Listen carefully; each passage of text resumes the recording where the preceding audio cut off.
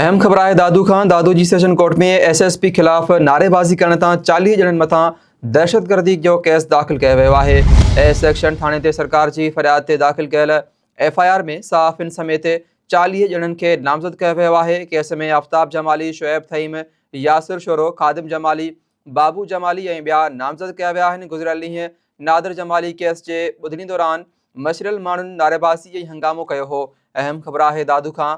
दादू जी session court में SSP खिलाफ़ नारेबाज़ी करण तां 40 ॼणनि मथां दहशतगर्दी जो केस दाख़िल कयो वियो आहे। ए सेक्शन थाणे ते सरकार जी फ़रियाद ते दाख़िल कयल FIR में सहाफ़िन समेत 40 ॼणनि खे नामज़द कयो वियो आहे, जॾहिं त केस में आफ़ताब जमाली, शुएब थईम, यासिर शोरो, ख़ादिम जमाली, बाबू जमाली ऐं ॿिया नामज़द कया विया आहिनि। गुज़िरियल ॾींहुं नादिर जमाली केस जी ॿुधणी दौरान मशरल माण्हुनि नारेबाज़ी ऐं हंगामो कयो हो।